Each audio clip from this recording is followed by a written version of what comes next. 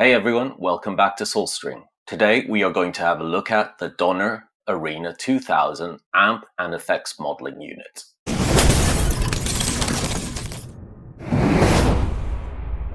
Let's have a quick look at the unit itself. As you can see, it's a beautiful aluminium kind of brushed material. It feels really sturdy, very heavy. It looks really cool, constructed really nicely. I like the aluminium brushed kind of effect here. It's really heavy, so it's not plastic. Really nice material. It gives a professional vibe, something that you can use on stage. Really, really nice. You have three main foot switches and a volume wah effects pedal here on the right. So really nice, quite standard configuration for this sort of multi-effects, but works very nice. It has a very, very clear and quite big screen, which is not touch, but we'll get to the touch features later on. You have one knob to rule them all, where you kind of select and then confirm by pressing it. Once you've chosen the effect or the amp, you can control each individual parameter like volume, gain, whatever it is. Finally, although it's not on the screen, you do have a touch element here on the side. So on the right hand side, you have your store, your home button, your tuner, drums, etc., where you select just by touching it. And then underneath, you have all your various parts of the signal chain. So you have a comp, FX1, drive, amp, over, cab, EQ, noise gates, delay, reverb, etc. So all of those are just on the screen, you touch them. So really nice, very clean, very minimal. Everything feels really solid. At the back of the unit, it packs all the connectivity functionalities that you can want. In addition to your standard outputs, where the left is always mono, you also have a USB-C connection to be able to connect to your PC, use it as a recording interface, but also change some of the settings from a larger screen if you wish. Then you have the possibility of putting another expression pedal by linking it here, and you have your MIDI in as well. Very nice touch here is that you have an on-off button for the unit. And for some reason, a lot of these companies that do these sorts of units don't put it on-off. And I find it very, very useful to have one because it's not directly just always on. So it is good at a gig, whatever, just to have the possibility to turn it off.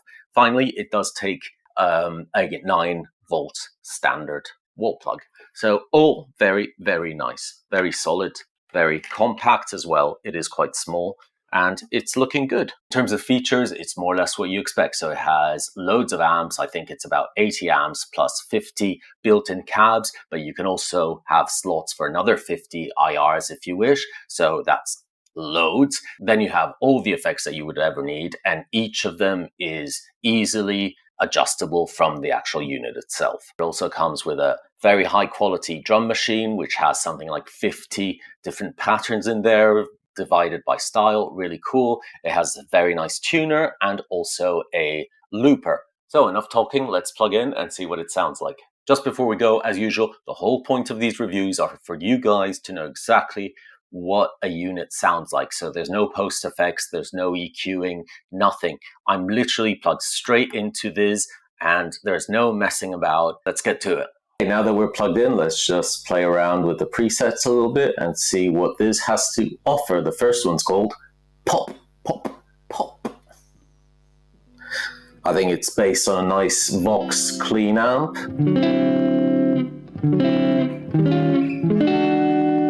With a Fender cab, there's just a little bit of delay on it.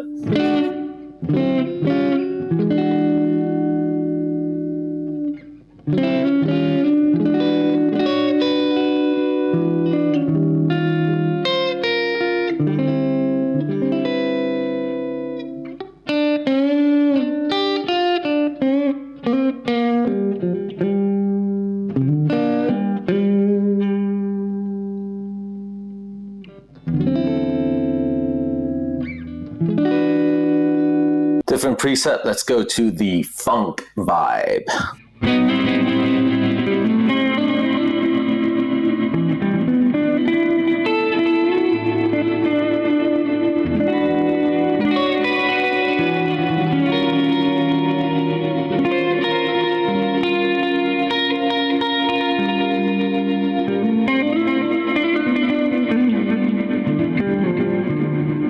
let's move on to something with a little more grit.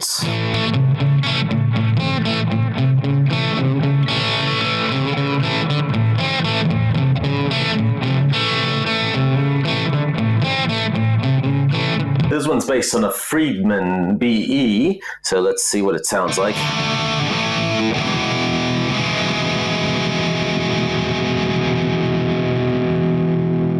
I mean, to be perfectly honest, I would EQ it quite a bit and work on the cab a little bit, but it's a bit harsh sounding at the moment, but hey.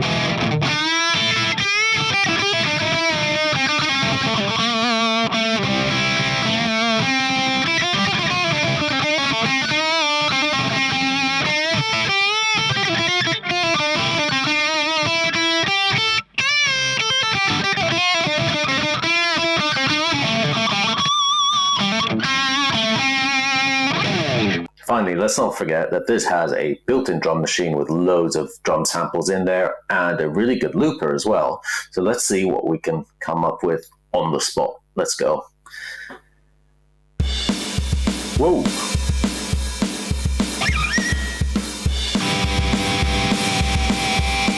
Hang on, looper.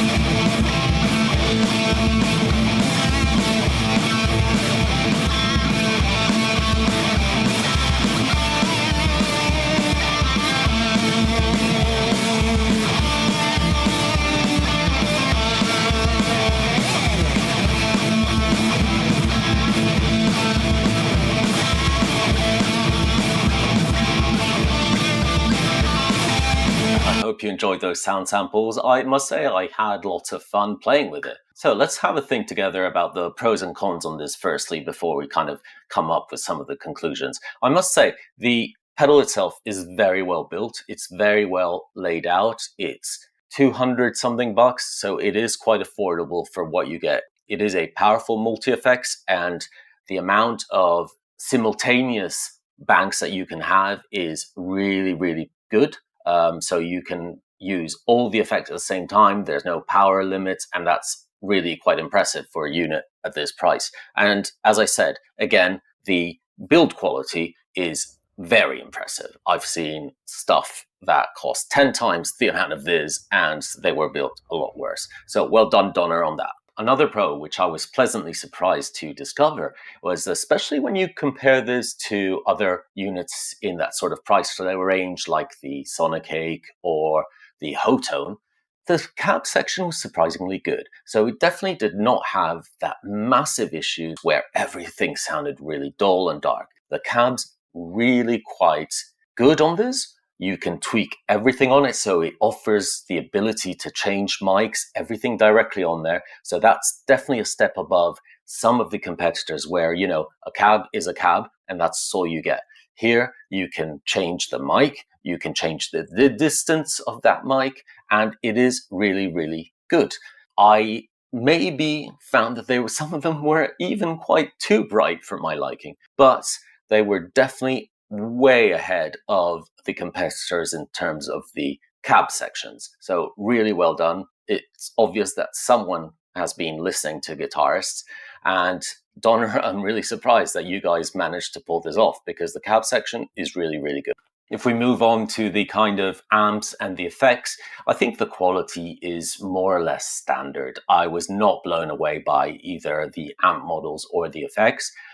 In the same way that I was very surprised by the cab. But I think, you know, they're nothing to kind of get very excited about. It's decent quality for this kind of range. Unfortunately, we also do need to talk about some of the negatives of the unit.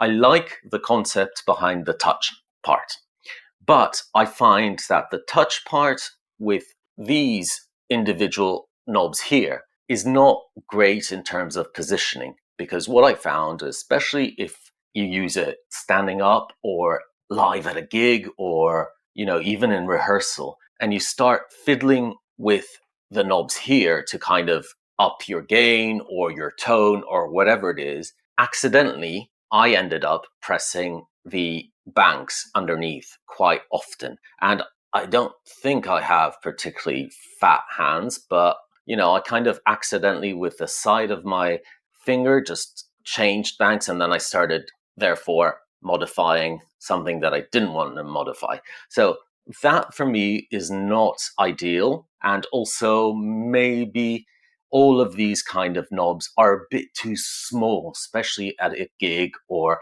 you want something a little more solid. It's a funny thing because they purposely built this heavy as a tank, really, really solid, with a great chassis.